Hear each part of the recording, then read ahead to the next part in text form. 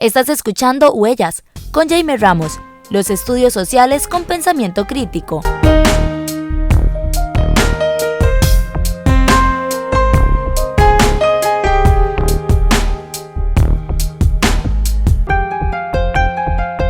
Bienvenidas, bienvenidos a su espacio Huellas. Como hemos venido comentando, este programa tiene como finalidad colaborar humildemente en la divulgación, en la difusión de temas atinentes a los estudios sociales, a las ciencias sociales en Costa Rica. Y una oportunidad para hacerlo han sido las recientemente celebradas jornadas de investigación en la Escuela de Historia, en la licenciatura de la enseñanza de los estudios sociales y la educación cívica de la Universidad Nacional. Nos hemos propuesto conversar con jóvenes profesores y profesoras acerca de procesos de investigación que han llevado a cabo desde una perspectiva de la pedagogía crítica, de entender a los estudios sociales como un campo transdisciplinario en disputa. Para ello, hoy vamos a iniciar con un joven investigador que tengo el gusto de saludar, Luis Alejandro Arce Bolaños. Bienvenido a Huellas. Muchas gracias, Jamer, por el espacio y por visibilizar las investigaciones que hacemos docentes en formación y que precisamente tienen esta funcionalidad, ¿no? Empoderar al docente, romper esta tradición de la expertise dentro de la academia, ¿no? Y que seamos los propios docentes en formación quienes produzcamos conocimiento y quienes nos involucremos tanto en la naturaleza problemática del conocimiento como en aportar a nuestros propios espacios de formación.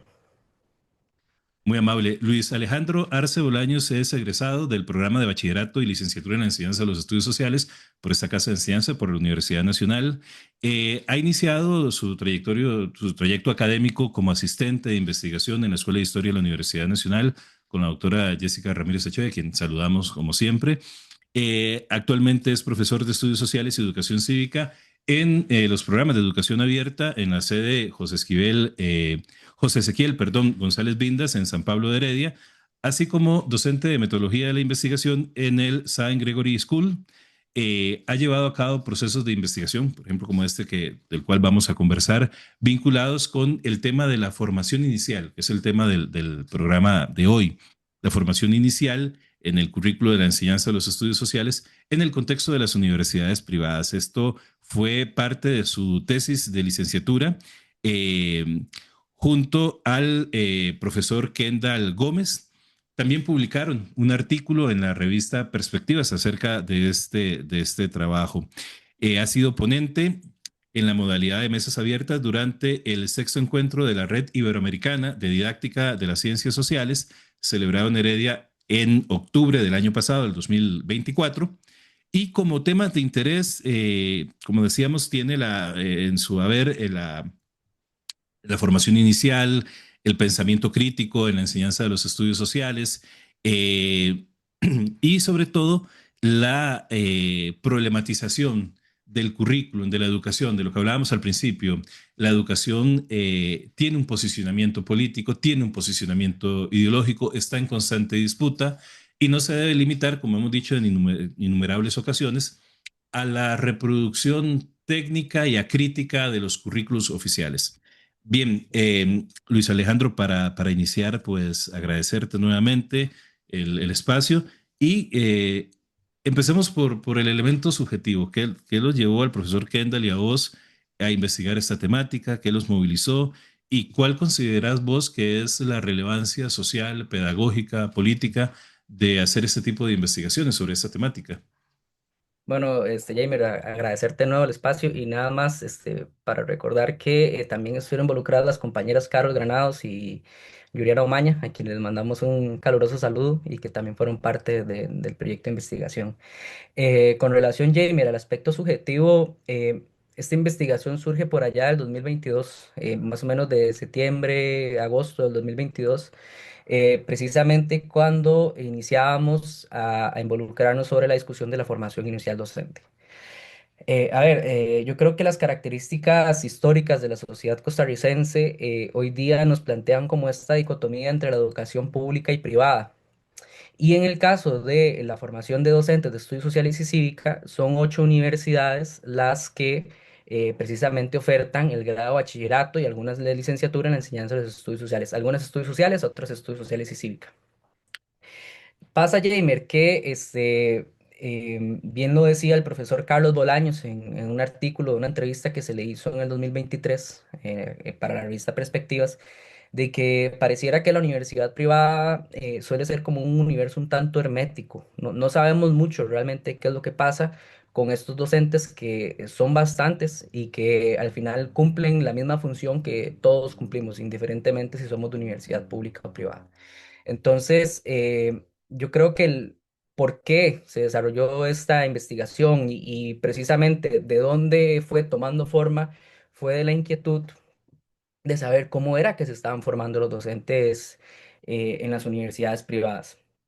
Y bueno, para el caso de nuestra investigación, se inició con un proceso de contacto, de diálogo con todas las universidades privadas y una universidad que tiene bastante presencia en los territorios rurales o fuera de la gran área metropolitana acá en Costa Rica, que también ofrece un alto grado de promoción. Por ejemplo, en la promoción del año 2023, la primera graduación, nos decía el director de carrera que habían graduado unos 190 estudiantes en el bachillerato en la enseñanza de los estudios sociales.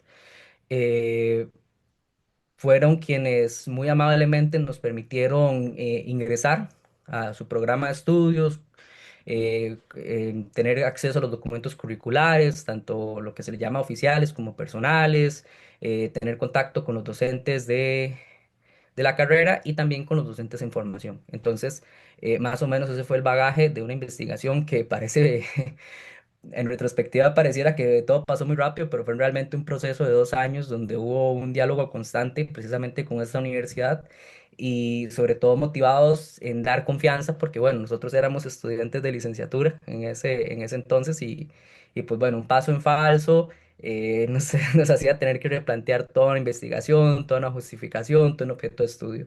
Entonces, más o menos eso es por ahí. También con relación a cuáles fueron los antecedentes o qué fue lo que encontramos que nos hizo decidir hacer una investigación sobre las narrativas históricas. Básicamente, Jamer, hay una tendencia que arrojan los datos sobre las investigaciones en que los últimos 15 5 años en América Latina, y es que continúa esta tendencia en los docentes en mantener una enseñanza de la historia predominantemente tradicional. Por predominantemente tradicional nos referimos a precisamente que la relación que estos docentes establecen con el conocimiento, que la relación que estos docentes establecen con la historia, suele ser lineal e incluso hasta fragmentada. Entonces, la historia continúa siendo este elemento de personajes, hechos, acontecimientos, muchos marcados en la tónica de justificar una historia nacional y una identidad, ¿no? Como parte de este proyecto político que es el currículo. Y no termina de cuajar en cuanto a las necesidades de la ciudadanía, al menos para este grupo de investigación que éramos, nos considerábamos como sociocríticos. También, con relación a la formación inicial docente, hay que primero reconocer a la profesora Jessica Ramírez, como decía usted, le mandamos un caluroso saludo a la maestra Jessica. Precisamente ella fue quien lideró estos procesos de investigación, tanto el de nosotros como el de otros compañeros, otros grupos de investigación, en un seminario que iba enfocado a la formación del profesorado. Y bueno, una primera generación hizo investigaciones muy pertinentes en la Universidad Nacional, investigaciones que esperamos, y ahí le tiramos a la Escuela de Historia, ¿verdad? Y a la comisión curricular que tome en consideración el aporte que hicieron los docentes en formación de la generación. Y después vino la generación de nosotros que ampliamos ese espectro. Por ejemplo, el grupo del compañero Anthony, Alejandro, César y Josué hicieron un trabajo ya con la Escuela de Formación Docente de primaria. Hubieron unos compañeros de la sede Occidente que también les mandamos un saludo, que ellos trabajaron precisamente con la sede de Occidente, la Universidad de Costa Rica. Y bueno, también estuvieron otros compañeros que estuvieron las prácticas docentes en la Universidad Nacional, evaluando el componente pedagógico, ya no el componente de la historia. Ahí que tal vez le pondría feliz a David González, que ha tenido impacto su investigación, y nosotros que precisamente nos abocamos a a la universidad privada. Claro, y creo que esto que decís es muy importante en el sentido de que desde hace algunos años se viene conformando una comunidad horizontal, una comunidad de diálogo, de construcción de conocimiento científico desde la didáctica de los estudios sociales en el contexto costarricense, con las referencias que hay también en el contexto latinoamericano, iberoamericano, pero sobre todo creo que desde la formación inicial, es decir, desde los procesos de investigación de bachillerato, de licenciatura en la carrera, en el caso de la Universidad Nacional, de la Universidad de Costa Rica, también de la UNED. Y creo que eso es importante porque ahora que mencionabas la discusión epistemológica sobre los estudios sociales, colabora mucho en situar, en posicionar y sobre todo en referenciar a los estudios sociales más allá de una asignatura que reproduce, que hace transposición didáctica de los saberes que se construyen en otros ámbitos científicos, sociales, que desde luego no le restamos importancia, lógicamente no, porque son los que nutren, pero que esta labor didáctica, pedagógica, de investigación, de construcción del conocimiento en función de lo que implica la enseñanza de los estudios sociales, tiene referentes, redes de investigación, de intercambio, de diálogo y de crecimiento profesional. Entonces, yo creo que eso es fundamental y la investigación de ustedes y la de otros compañeros, tanto de la UNED, de la UCR y desde luego de la Universidad Nacional, pues atestigua esta situación. Luis, te quería preguntar ahora por precisamente esa construcción del objeto de estudio, es decir, ¿qué entendemos por formación inicial y cuáles fueron los principales objetivos que se plantearon ustedes en la investigación, los alcances, limitaciones, es decir, tal vez para desarrollar esta idea, ¿qué entendemos por formación inicial en la enseñanza de los estudios sociales? Y tal vez adelantar un poquito las características que tiene a partir de lo que ustedes descubrieron en la educación superior privada en Costa Rica, en el caso particular de esa universidad. Bueno, en este caso aquí tenía el objeto de estudio por aquello. Nosotros como objeto de estudio definimos las narrativas históricas de estudiantes en formación inicial docente en la Universidad del Sur de Costa Rica desde un estudio de caso sociocrítico con enfoque cualitativo durante el 2023-24. A ver, Jamer, yo creo que, y esto es parte también de este contexto, las jornadas de investigación, comprender que una investigación y sobre todo una investigación cualitativa es precisamente algo que se construye en el hacer. El conocimiento de la investigación es en parte un conocimiento práctico y las investigaciones surgen de inquietudes, pero estas inquietudes, conforme va avanzando el proceso, tanto el diálogo, el intercambio entre los participantes del grupo de investigación, y en este caso como de los tutores, va dando forma a lo que nosotros definimos como nuestro objeto de estudio. Eh, Hubiera dicho la profesora Jessica cuando me enseñó a mí como asistente de investigación cómo iba planteado del objeto de estudio el proyecto en el que ella estaba trabajando, que una investigación tiene una categoría estrella, ¿no? En el caso de nosotros, la categoría estrella de nuestra investigación era las narrativas históricas. ¿Por qué las narrativas históricas? Y acá retomamos la idea de esta relación con el conocimiento. Precisamente, Jamer, hubiera dicho Mark Bloch que ningún historiador especialista en las guerras napoleónicas escuchó el cañón de Austerlitz o ningún egiptólogo vio el Egipto de Ramsés II, ¿verdad? Las sabias palabras de Mark Bloch, yo creo que hay que tomarlas muy en consideración como docentes de historia. ¿Por qué? Y aquí también abro la pregunta que venía de Joan Pagés de ¿por qué la historia? Tenemos que recordar, Jamer, que la historia no es neutral, no es inocente, ¿no? Ningún libro de historia está escrito de forma inocente y ninguna narrativa histórica, ya sea dentro de un libro de historia o dentro de un currículo, esa narrativa tiene una intencionalidad y tiene finalidades, ¿no?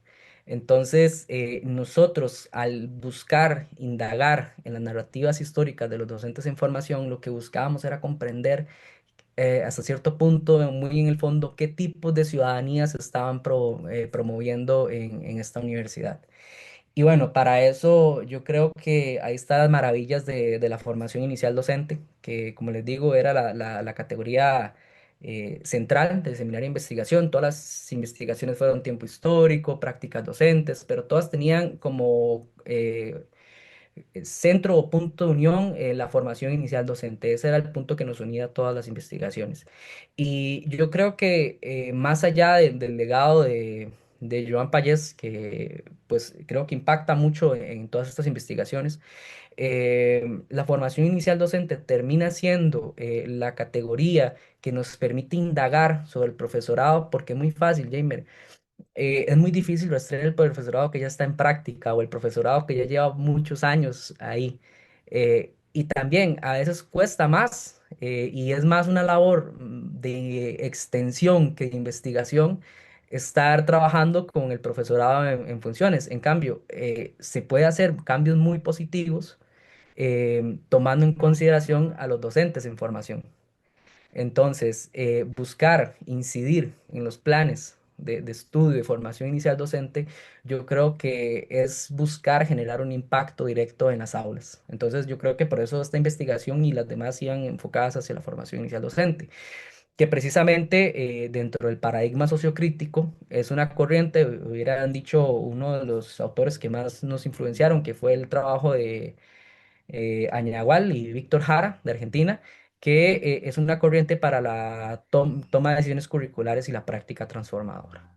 Precisamente, todas las investigaciones en formación inicial docente y el propósito de la formación inicial docente, siguiendo la línea de la pedagogía crítica y de la corriente sociocrítica, es generar un conocimiento que se sea socialmente útil. ¿Qué quiere decir un conocimiento socialmente útil? Pues bueno, que este conocimiento nos lleve a la acción, nos lleve a cambiar, a replantear, a problematizar los planes de estudios para mejorar la formación del profesorado. Con relación a los alcances de la investigación, para ir cerrando con esta pregunta, nosotros definimos esta investigación de alcance descriptivo. Sobre todo, ¿por qué, Jamer? Primero porque uno cuando se inserta en un proceso de investigación tiene que ser muy humilde. Tiene que reconocer lo que usted puede hacer, pero también reconocer hasta dónde usted puede llegar por sus propias limitaciones. Lo cual es, a ver, yo creo que hicimos un trabajo muy bueno siendo estudiantes de licenciatura, ¿no? Pero sí es cierto que primero no habían datos suficientes y nosotros tampoco teníamos la robustez teórica como para aventurarnos a hacer algo más complejo en esta investigación, que yo creo que precisamente hicimos lo que... voy a hablar mucho de Jessica, pero es que Jessica me influenció muchísimo en mi formación profesional. Jessica siempre me decía, menos es más. Entonces nosotros nos definimos a arrojar los datos de esta investigación, a arrojar a dominio público los datos de cómo se estaba llevando a cabo la formación inicial en una universidad privada para empezar, ojalá, a abrir esta discusión e incluso invitar a los colegas de las universidades privadas a insertarse en las discusiones sobre la formación inicial docente.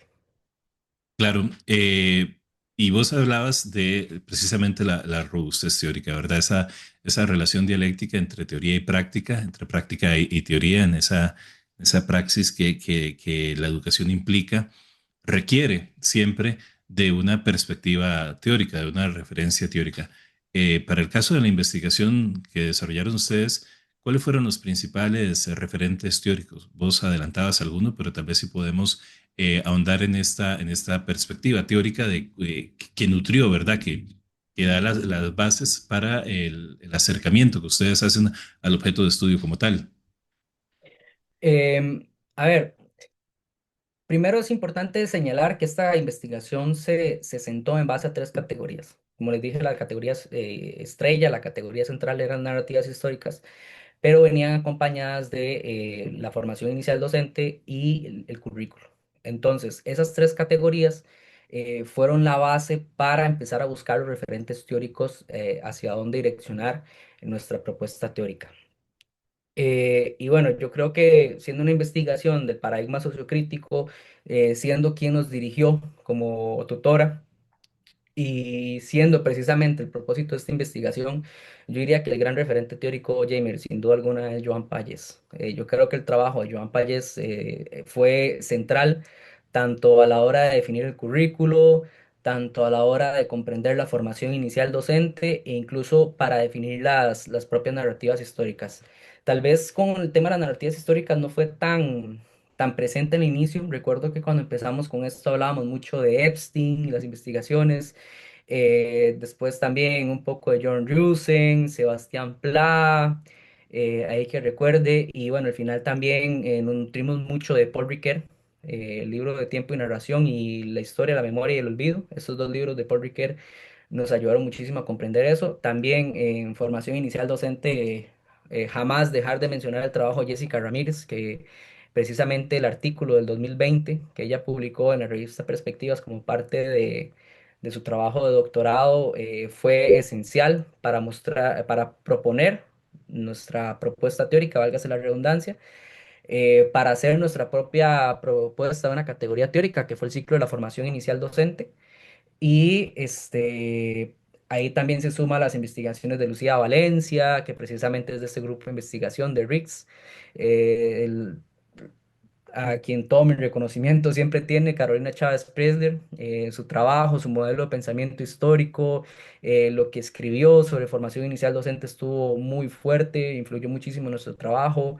Víctor Jara, por ahí va un poco los referentes históricos con relación a la formación inicial, y para el currículo tomamos mucho a la corriente crítica que se fue formando en Estados Unidos, por ahí en los años 70, 80, Michael Apple, recuerdo que empezamos ahí a atravesar un poquillo, Beverly Armento también, William Pynard, por supuesto, la categoría de las tres utilidades del conocimiento, los tres tipos de currículo que va con relación a la racionalidad, que después podemos hablar un poquito más de eso, que no fue parte de nuestra investigación, pero que inconscientemente nosotros al leer a Joan Pagés, estaba ahí también, fueron parte de esos referentes teóricos en base a los que nosotros construimos esta investigación. Y para irnos acercando a lo que fueron los principales resultados, los alcances, es importante tener en cuenta siempre la estrategia metodológica, el diseño metodológico. Ustedes hablan de un estudio cualitativo que, a lo que te entendí, tenía en un inicio la intención de abarcar varias universidades privadas del país que imparten la carrera del bachillerato y licenciatura en enseñanza de los estudios sociales y la educación cívica. No obstante, al final, pues solo fue una, pero tal vez podríamos desarrollar un poquito, hablar de forma resumida del diseño de la investigación, porque eso va a tener una estrecha relación en lo que al final va a ser pues las principales conclusiones, los resultados, lógicamente, de la misma. Claro, yo creo que, Jamer, esto que resaltas es muy importante. A ver, yo creo que el apartado metodológico, una investigación, es realmente el apartado al cual hay que tenerle más cuidado. ¿Por qué? Porque la investigación académica busca generar datos para alimentar las discusiones, o ya sea para generar nuevas discusiones. Y bueno, esos datos no pueden ser, tienen que ser objetivados, o sea, tienen que ser datos tratados, tienen que ser datos que hayan pasado por un proceso de procesamiento que nos permita decir, ok, es que esto es lo que tenemos, esto que nosotros decimos está fundamentado en base a esta estrategia metodológica. La estrategia metodológica de nosotros básicamente se dividió en tres apartados, precisamente llevando la iniciativa de abordar las tres categorías de investigación. En ese caso, para las narrativas históricas, lo que hicimos fue, para la recolección de datos, un cuestionario de preguntas abiertas y cerradas. Ya después, posterior, recuerdo que la compañera Yuriana también tomó la decisión de empezar a incluir los grupos de discusión que inicialmente se habían planteado para el objetivo del currículo. Y bueno, estos datos que nosotros que recolectamos de los cuestionarios de preguntas abiertas y cerradas, y que también se complementaron con los datos arrojados durante los grupos de discusión, se trataron de dos medios. Primero, la triangulación, digo, disculpe, la codificación teórica, que si bien no era teoría fundamentada, sí nosotros nos nutríamos de los métodos de la teoría fundamentada, que eso sí es importante señalarlo. Entonces, a esos datos se les aplicó los tres procesos de la codificación que establece VFLIC, o sea, codificación abierta, codificación axial y codificación selectiva.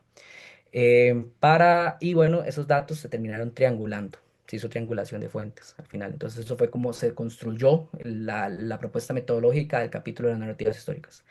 Con relación a la formación inicial docente, dado la naturaleza de los datos que teníamos acá, que eran datos eminentemente documentales, aunque bueno, la investigación cualitativa de Derecho Flick, sus datos siempre provienen de fuentes documentales, ya sea un texto, o una transcripción o una descripción de una observación.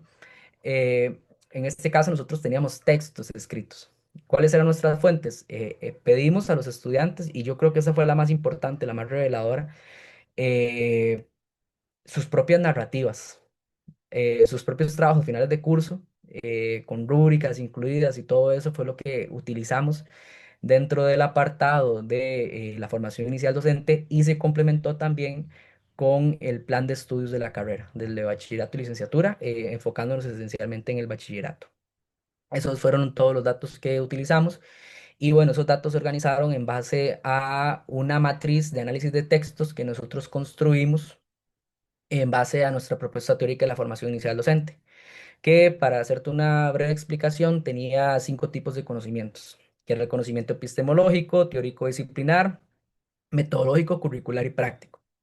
Entonces, en base a esos 5 subcategorías de la formación inicial docente, nosotros establecimos una matriz de análisis de textos en formato de doble entrada, de diario de doble entrada, que nos permitió problematizar, analizar, desmenuzar esos datos provenientes de estas fuentes documentales que eran oficiales y personales, en este caso.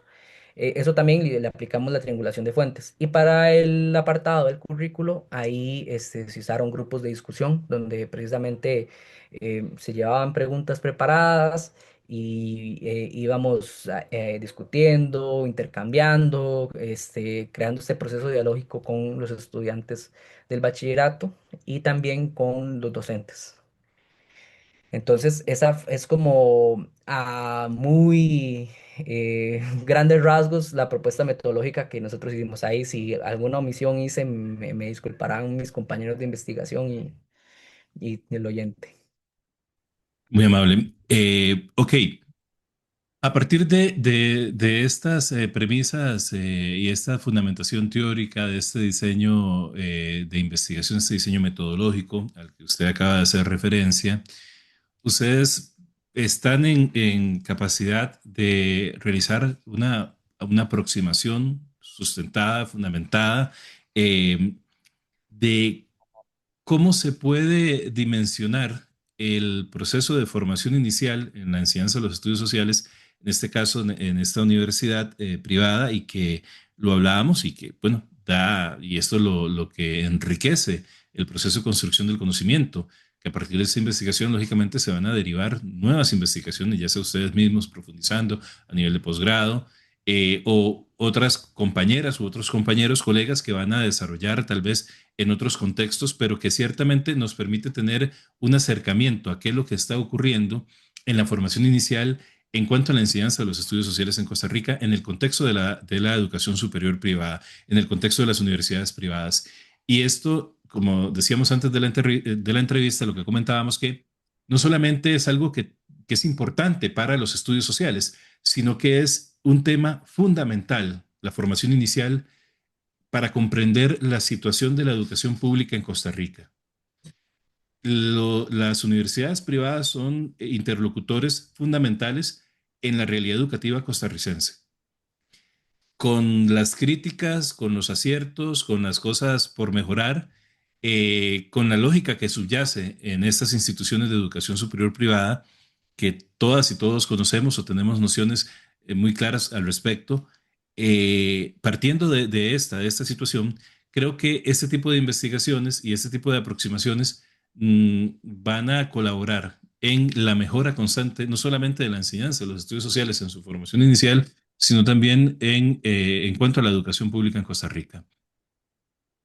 ¿Cuáles fueron los principales resultados y cómo podría entonces dimensionarse la situación de la formación inicial de los estudios sociales en esta universidad privada? Y qué opinión le merece a usted como investigador lo que descubrieron? Bueno, Jamer, yo creo que primero Yo creo que la investigación no solo transforma, o en el caso ideal, transforma al entorno, al objeto de investigación, el contexto, sino que también transforma al investigador. Yo creo que cuando uno se inserta dentro de un proceso de investigación, mentira que usted va a ser la misma persona que era cuando inició ese proceso.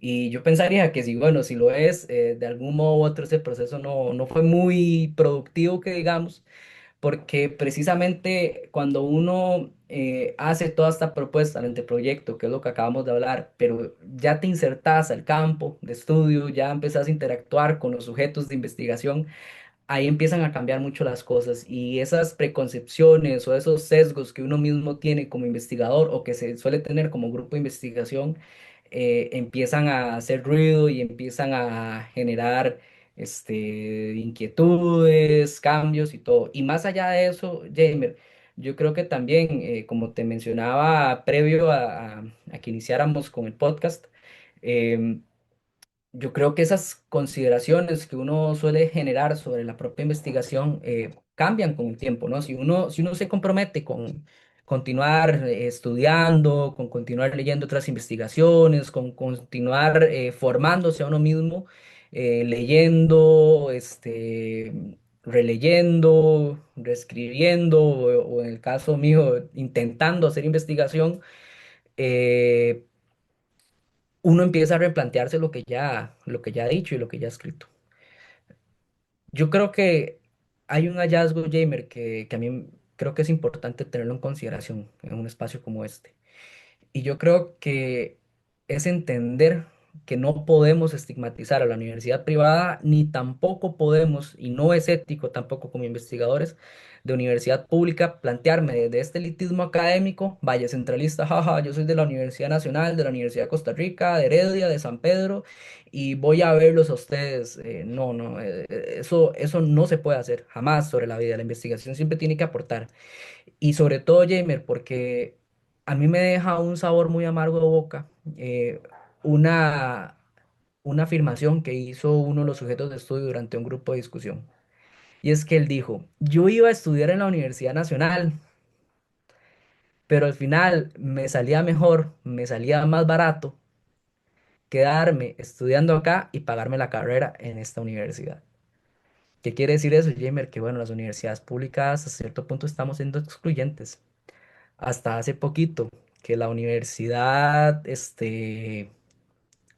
que la UNED, que ha sido el baluarte de los territorios por parte de la universidad pública, que no podemos dejar de reconocer a la UNED por el trabajo que hace, de llegar a docentes y llegar a estudiantes de todos los territorios del país. Básicamente el bachillerato de la enseñanza de los estudios sociales por parte de la universidad pública en, estaba encerrado en el Valle Central. O sea, lo más que llegábamos que era a Occidente, a San Ramón, con la sede de Occidente. Entonces, pues hay que tenerlo en consideración. Entonces, eso es la primera aseveración que yo creo que hay que hacer. De cierto punto, la universidad pública estaba siendo excluyente, en el sentido de que precisamente habían estudiantes que estaban ahí que no habían tenido la oportunidad de ingresar a la universidad pública, de trasladarse al Valle Central. Ya con los hallazgos de investigación, Jamer, pues bueno, vieras que yo reflexionaba mucho alrededor de este año, ya de haber terminado el proceso de investigación, y también, pues bueno, es muy difícil resumir 3 capítulos de un trabajo final de grabación en unos cuantos minutos.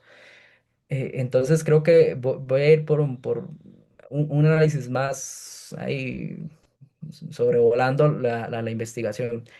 Yo creo, Jamer, que es importante iniciar por reconocer que los docentes de esta universidad salen súper bien preparados en cuanto a los contenidos del plan de estudios del MEP. O sea, ellos saben cuáles son los planes, los contenidos, saben cuál es la forma correcta de abordarlos, porque a veces cuando nos involucramos con historiadores, con geólogos, con geógrafos, nos da como esta cuestión de sentirnos demasiado académicos y no entendemos esa dicotomía entre conocimiento académico, conocimiento escolar.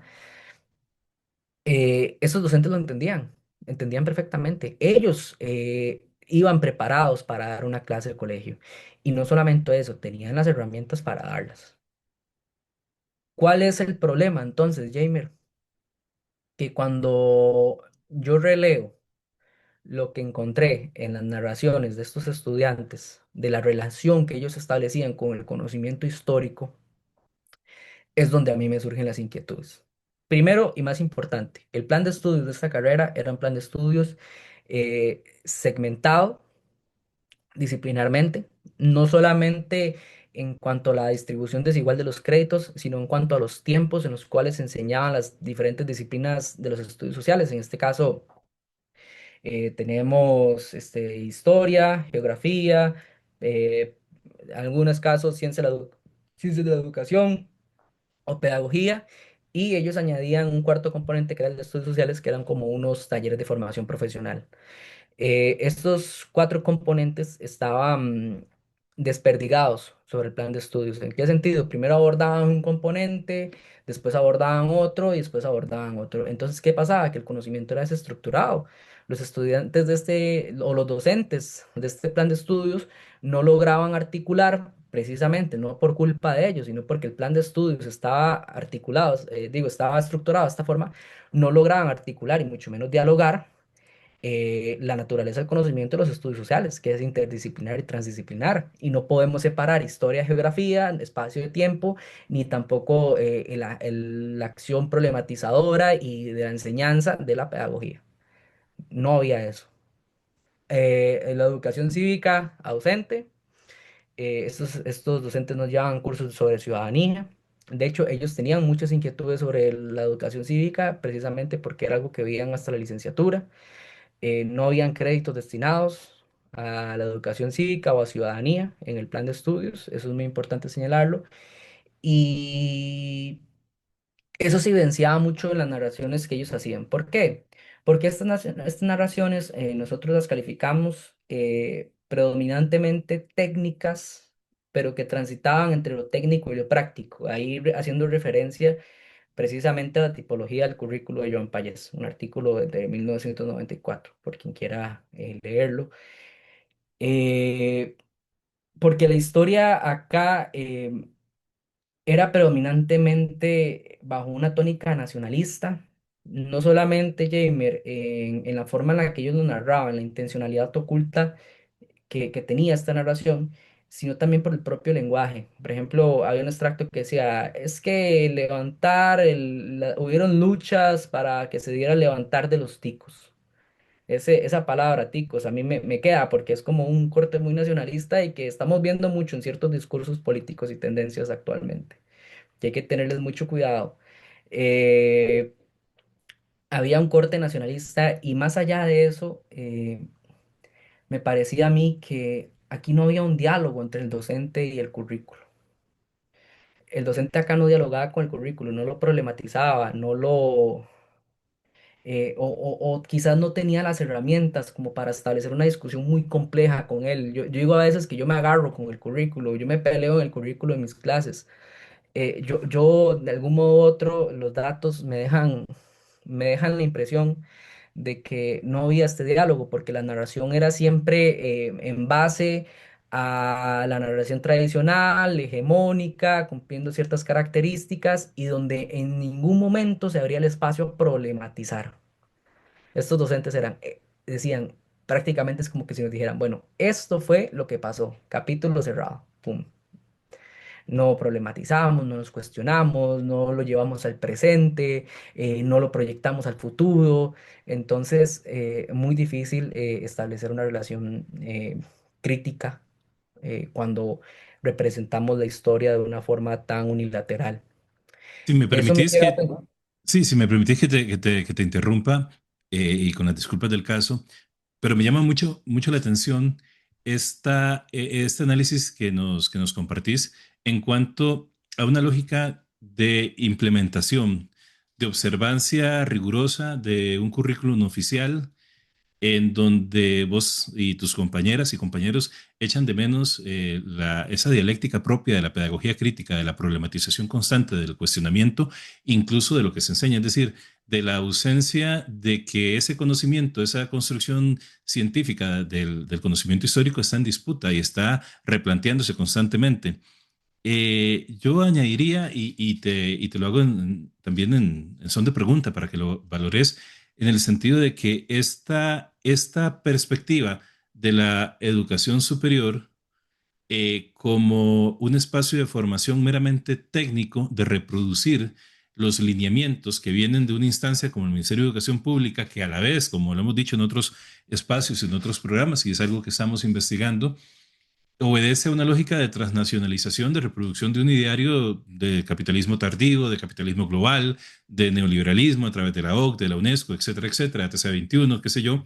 Eh, Se está, llamémoslo así, está permeando no solamente los espacios de la educación superior privada, en algunos casos los espacios de la educación superior pública, y ojo con esto, pero también en instituciones como el Ministerio de Educación Pública, en donde en muchas ocasiones espacios que son destinados para dialogar, para conversar, para cuestionar, para problematizar, son sesgados, como vos lo decís, a una lógica meramente reproductiva. Aquí no se aceptan preguntas, he escuchado yo en muchos espacios. Aquí, hoy, no se van a aceptar preguntas. Un espacio en donde no se acepten preguntas, un espacio en donde no haya cuestionamiento, problematización, esa sospecha epistemológica necesaria para la construcción del pensamiento social, mm, cuando menos es sospechoso, cuando menos es, hay que cuestionarlo porque realmente no contribuye a una educación que esté orientada a la transformación y sobre todo a develar las injusticias, las incongruencias, las contradicciones, que es lo que debe atender a final de cuentas lo educativo. Entonces, quería hacer este paréntesis porque es muy interesante cómo ya no estamos viendo que sean las personas, estudiantes de estas universidades, las que tengan, digamos, una cuota de responsabilidad. Yo creo que nunca ha sido tu objetivo señalar eso, ni en la investigación, pero sí que es como una lógica que obedece más a un ideario, a una forma de entender la educación tecnificada, descomplejizada, reproductiva, que lejos de poder colaborar en los procesos de transformación social y en la construcción de una pedagogía crítica, más bien la reduce a una implementación obediente, pero irreflexiva, de los currículos oficiales que sabemos son hegemonizados y que sabemos vienen de donde vienen. Entonces quería hacerte, pues, quería interrumpirte de esa manera, pero acotando a lo que planteas como esta reflexión también. No, no, Jamer, yo más bien te agradezco la intervención. Yo creo que ese es el punto, precisamente, ¿verdad? Haber dicho Pablo Freire, hay que ir hacia una pedagogía para la pregunta. Eh, es necesaria la pregunta. La educación tiene que enseñarnos a pensar, no a reproducir. La educación tiene que dejarnos más preguntas que respuestas, precisamente porque eso es parte del hacer social. Nadie nace hecho, nos hacemos en el intercambio social que formamos parte, hubiera dicho el propio Paulo Freire. Y la clase, Jamer, tiene que ser esto. La clase tiene que ser un espacio dialógico, de discusión, de problematización e interrelación del conocimiento. La clase no puede ser una presentación preestablecida, predestinada por PowerPoint. ¿Por qué? Yo creo que esto ya es una aseveración personal, Jamer, la verdad. Yo creo que muchos de los docentes y estas corrientes de investigación y ahora ciertas tendencias que veo, como esta cuestión de la neurociencia, pero más de qué colorcitos pongo en la presentación para llamar la atención, qué actividad lúdica hago para que la actividad del aula sea más divertida para mis estudiantes y se la aprendan mejor. Yo creo que nos están apartando la mirada de lo que realmente es importante y es recordar que todo lo que pasa en el aula, derecho de Jessica Ramírez Achoy, es político e ideológico. Todo conocimiento curricular construido por el Ministerio de Educación Pública, por toda institución política, sigue una agenda política, unos intereses de clase y unos intereses predeterminados. Por tanto, no hay conocimiento, no hay metodología de clase que no sea con una intencionalidad. Ninguno es inocente, ninguno es neutral. Entonces, si a un docente le doy conocimiento, pero no le doy las herramientas para comprender la naturaleza política, ideológica, y para poder interrelacionarse e incluso resistirse a esta lógica dentro del conocimiento, es como que si le estuviera dando una bicicleta sin ruedas. Y Jamer, el problema es que, a ver, yo entiendo que a ciertas tendencias políticas les encanta esto que dice un libro de Henry Giraud, citando a Peter McLaren en una clase, que dicen, es que a mí no me importa que los estudiantes piensen si las reglas están bien o no, sino que obedezcan nada más. No importa si está bien o no, obedezcan. No, yo creo que el contexto social que estamos viviendo, eh, la radicalización que estamos viendo en Estados Unidos, en el Cono Sur, acá en Costa Rica, eh, nos exige como docentes posicionarnos, nos exige como docentes hacerle ver al estudiante la naturaleza política de la sociedad en la que viven, porque si no, ¿qué tipo de ciudadanía estamos formando? Si enseñamos historia, si no enseñamos historia para formar ciudadanías críticas, ¿para qué enseñamos historia? Para legitimar un régimen. Y, ok, está muy bien, creo que hay momentos, probablemente lo sabrán, no lo sé, no soy tan instruido en historia, pero yo lo que sé es que a veces cuando las instituciones, cuando las estructuras sociales empiezan a degradar, empiezan a entrar en crisis, como es lo que tenemos en este momento con la democracia, que está en crisis, es necesario que el docente ejerza actitudes cívicas. ¿Actitudes cívicas en qué sentido? No, no que reproduccionistas, no, precisamente aportar a la sociedad. Si en este momento la sociedad se está radicalizando, lo importante es pensar críticamente, desmenuzar los argumentos, tomar una posición y ya ahí tomar decisiones, ya sea legitimar, resistirme, rebelarme, eso es decisión del ciudadano.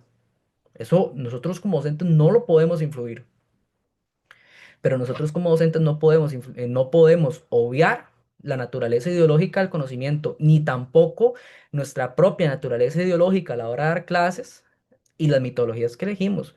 Como docentes nosotros tenemos que dejarle claro al estudiante. Pero bueno, eso es una discusión muy compleja. Hace poco yo siempre tuve como este término de, bueno, ¿qué es una educación de calidad? Nunca me quedaba claro hasta que leí un ensayo de Paulo Freire que decía que precisamente qué es una educación de calidad lo refieren los intereses políticos e ideológicos de quien esté detrás de esa iniciativa. La misma categoría, calidad de la educación. Y ahora que surgen tantas agencias o institutos o sistemas que vienen a señalarnos qué es la calidad de la educación, el sistema, los procesos de acreditación en la educación superior, en los procesos de estandarización con indicadores, una lógica de Financiarizada. exactamente, una lógica de maquilizar, una lógica de establecer de una forma cuantitativa, encapsulada, lo que debe ser una educación de calidad. El mismo concepto, y yo creo que eso habla también Sebastián Pla bastante, de la calidad de la educación, ya es algo que se debe discutir, de lo cual se debe disputar, porque realmente obedece a una perspectiva de intereses, como decís vos, políticos. Yo quería señalar dos cosas para entrar al tema de las principales conclusiones y reflexiones, tanto dentro de la investigación vamos a ver, la influencia que tiene esto en los estudios sociales. Con el tema de la neurociencia que vos apuntabas, con el tema y de la neurociencia, hablemos del DUA, yo creo que hay sectores dentro del magisterio, sectores dentro de la investigación educativa que han puesto en un pedestal, que han endiosado, por decirlo así, a la neurociencia. Cuando realmente hay muchos autores, hay posicionamientos, autores y autoras que precisamente cuestionan esta posición casi que mesiánica del DUA, del aporte de las neurociencias, porque todavía no hay evidencia empírica suficiente para entender la complejidad que implica, es decir, lo que nutre más al DUA precisamente son las teorías del aprendizaje que vienen de tiempo atrás, que vienen de Vygotsky, que vienen de Piaget, que vienen de muchos otros autores y autores que han contribuido a entender la característica social del aprendizaje, la característica de diálogo del aprendizaje, los elementos de la comunicación que hay en esa construcción del conocimiento, etcétera. Y por otra parte, o sea, sospechar de concebir al diseño universal del aprendizaje como una panacea, como algo que ya resolvió todo que algo que nos brinda la posibilidad, y como decís vos, que si pones de un color o de otro, o que si, y lo conversábamos con Breo Tosar en este espacio, no se trata de aprender a jugar o jugar a aprender, ¿verdad? Tener en cuenta estas nomenclaturas, sino que comprender que la pedagogía siempre tiene implicaciones políticas, ideológicas y de transformación, y que la reflexión y la autocrítica en el ejercicio docente es determinante. Y lo otro es, si en los procesos de formación inicial, como vos y ustedes nos aportan con su investigación, se echa en falta, se adolece de una perspectiva crítica a la hora de relacionarse con el currículum, de relacionarse con el conocimiento histórico, pregunto, no afirmo, pregunto, ¿estarán en capacidad estas personas docentes formadas en esta lógica de reproducción del saber, posicionar esto en su didáctica, en la mediación pedagógica o hablemos en la enseñanza de los estudios sociales? Es decir, si yo como profesor, como profesora, reproduzco y simplemente implemento un currículum sin reflexión, sin crítica, sin cuestionarlo, desempeñaré mi labor profesional en el magisterio, en la pedagogía, en la enseñanza de los estudios sociales, con una criticidad que pueda transformar lo que ya está estructurado. Y con esto te planteo el espacio para las principales conclusiones, las enseñanzas, tanto en lo personal, en lo académico, y sobre todo,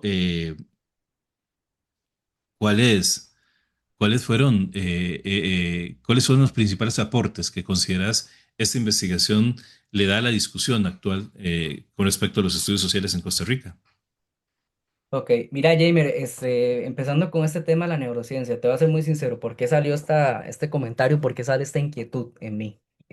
Últimamente, vineando planes de maestrías, de licenciaturas, e incluso de las actividades académicas que proponen ciertas universidades privadas, he visto que la tendencia va a la neurociencia. A ver, yo creo que la neurociencia es un campo muy amplio y creo que es un campo que nos puede aportar muchísimo. Eh, es importante comprender el funcionamiento biológico de la mente, del cuerpo. Yo creo que no podemos obviar el cuerpo, las emociones, la mente del proceso de aprendizaje. No podemos obviarlo en la educación. Ahora, ¿cuál es el problema, Jamer? Y vos lo decías muy bien. La neurociencia es una herramienta, no es un fin. Nosotros no podemos enseñar estudios sociales tomando en consideración la naturaleza de los estudios sociales, que por cierto, siempre que leemos sobre pedagogía crítica, ¿quién salen a relucir? Los estudios sociales. ¿Por qué será? Precisamente porque los estudios sociales tienen esa funcionalidad, esa intencionalidad de construir un modelo determinado de ciudadanía. ¿Cuál es el tema, Jamer? Que bien lo dejó claro Henry Giro en los noventas. Nosotros no nos podemos regir bajo la lógica de las teorías reproduccionistas del currículo. La escuela no solamente es un espacio de reproducción social, también es un espacio de resistencia, de construcción de movimientos contrahegemónicos y de espacios de pensamiento alternativos. Pero ¿cómo logro eso si yo como docente no me resisto? Si yo como docente no soy consciente de la naturaleza ideológica del conocimiento. Muy difícil, muy difícil. Y yo creo que ese es el problema con la neurociencia. Muy bien implementarla. Que me capaciten también, capacitarme en eso también está muy bien. Pero sin obviar que el conocimiento es político ideológico, sin obviar que el conocimiento que yo enseño tiene intereses de clase, sin obviar que el conocimiento que yo tengo no es neutral y no es inocente. Ese es el problema. Entonces, porque si me tecnifico demasiado, me voy demasiado a esta cuestión de estar buscando actividades, estas formas, y me centro tanto en las formas, en los medios, y dejo del fondo, de lado, el por qué, el para qué, de los contenidos. Hay un problema, hay que trabajar los contenidos. Y por contenidos no me refiero a saberme la fecha exacta de cuál fue la batalla X. No, no, no. O saberme todas las guerras. No, no, no. Yo creo que eso es innecesario como profesor de estudios sociales. Yo creo que lo más necesario es establecer una relación dialéctica con el conocimiento. Bien lo decía usted. Con relación a la pregunta de los docentes, mira, Jamer, a lo mejor sí, ojalá que sí.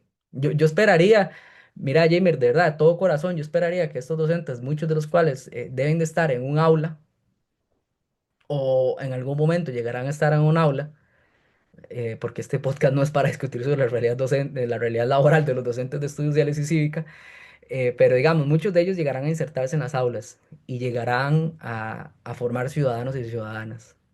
Nos interesa, nos preocupa y nos inquieta que estos ciudadanos tengan herramientas para leer el mundo. Y como hubiera dicho Paulo Freire, siempre yendo al gran pedagogo latinoamericano, no es estar en el mundo, es estar con el mundo.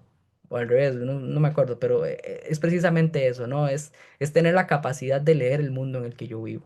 Y si a mí no me dan esas herramientas y no me dan esa relación con el conocimiento, es más, si yo como docente mismo, dentro de mi formación inicial, no aprendo estas prácticas, ¿cómo se va a esperar que yo las lleve a cabo en mi práctica profesional? Capaz soy un fuera de serie, capaz me he formado un montón, capaz tuve relación con otros docentes que sí, y pude construirme, pero muchos tendrán esta capacidad. Yo, por lo que recuerdo de las narraciones, de lo que se dijo en los grupos de discusión, lo dudo mucho. Precisamente por eso que le mencionaba los datos, esta relación que ellos establecían con el conocimiento, casi que unilateral, donde ellos se posicionaban como receptores, pero nunca discutían con el conocimiento. Y también porque recuerdo que en los grupos de discusión, cuando nosotros abríamos el espacio para que ellos nos hicieran preguntas, ¿no? Intercambiáramos, yo creo que ellos estaban más preocupados en disciplinar, en gestionar la clase, en construir una identidad del maestro al servicio de la sociedad, pero no tanta inquietud con relación al conocimiento que estaban enseñando. A mí me queda eso porque esa inquietud de decir es que lo que yo estoy enseñando es correcto, lo que yo estoy enseñando aporta a la ciudadanía, lo que yo estoy enseñando lo hago de una perspectiva crítica. ¿Qué pienso yo mismo sobre lo que estoy enseñando? Mm, Que yo recuerde haberlo visto, no lo vi. Entonces, esa es una inquietud que a mí me deja y espero de verdad, por el bien de la ciudadanía, por el bien de este país, que los docentes cada vez más seamos más conscientes de la labor política que cumplimos.